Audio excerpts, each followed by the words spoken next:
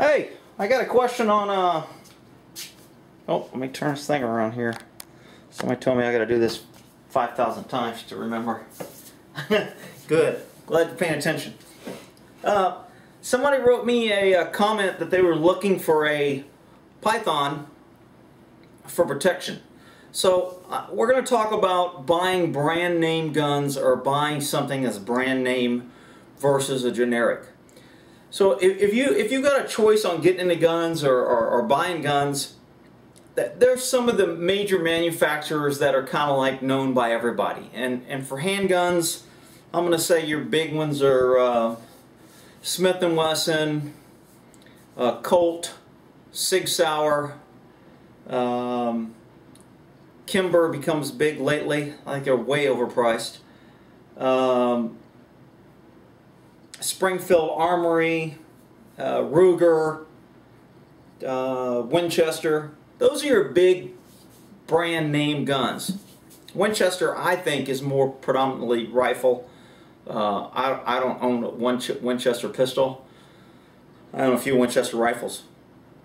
So I've got a few guns out here. We're going to look at some of them, and I'm going to try to explain that if somebody tries to sell you, and again, I like an educated audience. I don't like you depending on me or anybody else. I like you to be able to make an educated, informed decision when you go do something. And you only do that by learning the pros, cons, different viewpoints, to where, again, you need to be able to articulate why you're doing something, not just because the guy behind the counter said, oh, this is a good gun, it's the best gun, blah.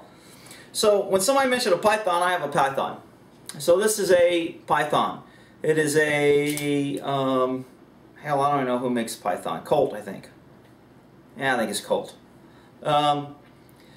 This is a Colt python. This gun, I don't know if they still make it or not, but this was like the gun years ago. It still's a great gun. You could buy this gun new for probably $300-400 back in the day. Now, I think the same gun is probably closer to $1,200, if not up to $2,000, depending on condition, etc. And the name Python was known as being a great .357 gun. It was like the gun. Put this nice rib barrel on top, made it look kind of fancy. Got this second barrel here that kind of comes along, strengthens it, makes it look solid, makes it look menacing. Their trigger is, I mean, this trigger is glass. They call this gun a nail driver, and the reason why it's a nail driver is because you could technically put nails on a board, walk away, and pound in nails with the bullets. It's so accurate. So this is a great gun. I like it, but because it's kind of like become a collection piece, and because I'm kind of particular about cleaning my guns, I don't shoot a lot of my guns once I get them nice and clean. You don't find much dirt on my guns. Kind of anal about that. So this is a python. It's a .357 Magnum. Any .357 Magnum can shoot a .38. A .38 is basically a .357 short. Just like a 9mm, a .380 is basically a 9mm short. So when you look at, when you hear names like the Python or Colt, or oh, you gotta have a Smith & Wesson, or you gotta have a Sig, or you gotta have, those are all great guns. Taurus is kind of coming back. This is a Taurus. They're relatively inexpensive because they don't have that name recognition. They've got a lifetime warranty. Most guns now pretty much come with a pretty good warranty, but Taurus, because they're trying to get their name brand out there, has pretty much said if anything goes wrong with their gun, anytime, if you're the 3rd, 4th, 5th owner, send it back to us and we'll fix it. And they're pretty good. I bought this one used. I got it for $300. It's a 45. I like it. It feels good in my hand. It shoots good. When I took it apart, I found a little weak part. I called them and I said, hey, this thing kind of blah, blah, blah. They sent me a new piece. So I had to argue with them a little bit because they tried to charge me like the part was $2 or $3. They were going to give it to me, and then they wanted to charge me $7 shipping. And I was like, you lost your mind. So after a little bit of discussion, they went in and sent it to me free. But they're pretty good about fixing their guns if something goes wrong with them. So a Taurus right now is, I consider, a pretty good buy because it's not, you're not paying for the name. This same gun in a Colt, you're going to pay over $1,000, and I paid $300. Now, where's my Colt? This is a Colt.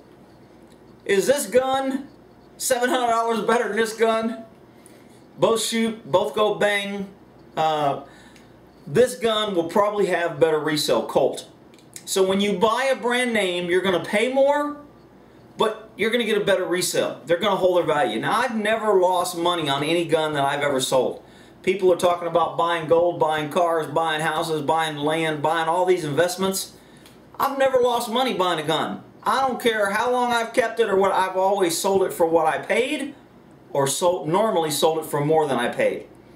So in my opinion, if you want an investment that's going to last, to me a firearm is something to be handed down to your kid, to the next generation, something that they can hold on to and say, you know what, this protected my family in the past and it's going to protect them in the future. And you know, unfortunately a lot of people, where I get my best deals on the guns is the husband dies and the wife just wants to get rid of them because she don't like them, she never liked them, never got into them, never looked at them, and she wants to get rid of them. I was in a gun store the other day. Lady walked in, husband died. She said, he's got all this ammo, I just want to get rid of it. The guy goes, okay, I'll take it. No shit, he'll take it. He probably had $700 worth of ammo in that box. He had old dated ammo, he had full boxes of old ammo that is more of a collector item. He had all kind of great stuff in there. It didn't cost him a penny. Because a lot of people that aren't familiar or scared with guns, when they see it, it's like, I want to call the cops, I want to go give it to a gun guy, I want somebody to get rid of it. And I'm like, you know what, they're valuable, they're worth something. So knowing your firearm is going to help you. It's going to help you when you buy a gun so you don't get ripped off. It'll help you when you go to sell a gun. If you get passed down a gun, if somebody gives you a gift as a gun, you can keep it as an investment, or if your times get tough, you can pawn it, sell it, do what you got. So, this is a Smith & Wesson 357. The difference between this Smith & Wesson and this Colt, probably $500–600. Now, this is a 6-inch barrel. You notice the barrel here is 2 inches longer than the 4-inch. The bottom one is a 4-inch, and then they have a 2-inch. But basically the same gun. The bottom one doesn't have the nice little, what they call a rail, or dang, now I forgot what the term of it is. Anyway, but they're basically the same gun. They shoot the same ammo. A longer barrel is normally more accurate than a shorter barrel. Why? Because the sights are, you know, the farther you get the sight, the front and rear sight, the less. If the sights are this close together, this movement is going to move it a lot more than if they're this close and you're pretty close. So the farther the sights, obviously, the more accurate the gun. Which is why rifles, the longer the barrel, usually the more accurate it is. You get that long distance. Now if you got a scope on a barrel, it doesn't matter how long, you know, a scope's a different issue. We'll get into scopes later. But anyway, so if you had to buy a 357 and you just wanted it for protection of carry, would it make sense to have a Python that's worth $1,200 or $2,000 that you don't want to scratch, you don't want to mess up? Or would it be worth a Smith that may cost you $650? Or you could probably get this 357 in a Taurus for $300. So being real concerned about brand names, now obviously whatever guns your store that you're buying from carries is the one they're going to try and push. They want to turn over inventory. They don't make money by buying guns and have them sit in the shelves. They make money by buying guns cheaper than what they sell it to you, and they turn it over. So do you want to buy it from a store? Well, I mean, yeah, I guess you can. If you're in crazy liberal California to where you have to do background all the other crazy stuff just to buy a gun so the government can keep track of you, well, then you know, you either got to realize that you're going to buy it from a friend and do it kind of semi-illegally. I don't think it's illegal, but according to California law, I guess they could technically charge you. I don't think they would. They don't have the manpower, and you know, if you're not stupid about it, you can own a gun anyway. All these gun control, California wants you to do a background every time you buy a gun. So if I go to a gun store and they do a background, if I go buy a gun 2 weeks from now, they got to do another background. I got to pay them another $25. So it's all about money. Anytime you get government involved in stuff, it's all about them making money to support their big pensions and their workers and their unions and their this and their that. So again, anytime government gets involved, nothing good comes out of it. So with guns, if you buy them from a dealer, you're going to pay taxes, you're going to have to register it. A lot of people are pushing for this background. Well, you pay for all that, just like these stupid safety locks. I don't think I have one hanging around here.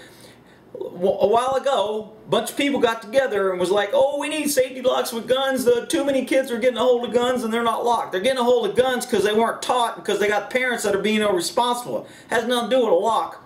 But you get a bunch of liberals up there with a bunch of lobbyists, so people who make locks are like, man, if we can buy this dumb liberal into promoting this law, and they make a law that everybody has to have a lock, my business is going to go through the roof. Guess what? Now you got to buy a gun, you got to have a gun lock with it. It's anywhere you buy it, and guess what? Every time you buy a gun, they tack on 25 bucks for a $7 lock, and out of the 25 bucks, the lobbyist gets some, the gun maker gets some, the government gets some, and you stuck with 14 locks on 14 guns. Okay, I'm not a big guy on locking up guns. I think, you know, having a gun that's locked up when you need it is pretty stupid.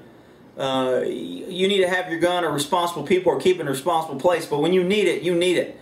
You usually don't have time to look for a key, work a combination, and do all this other stuff. Crooks love that. Criminals love that. If all guns were required to be locked all the time until you needed it, criminals would love that. And if criminals love it, you can bet the liberals will be trying to do it pretty soon. But that's just stupid. You have responsible owners, you have a gun, it's there for an emergency. It's like, hey, you got a car and you can't keep gas in it till you need it. And then when you need it, you can't keep gas in your house because it might blow up. So you got to go to the gas station when you need gas, but you can't keep it in your car because your car might blow up, or a kid might get in it and drive away. That's liberal logic. Okay, I got no time for stinking liberal, progressive California idiots that promote all that, and the rest of the damn world is promoting it. But buying a gun is education. It's about you understanding what you're looking at.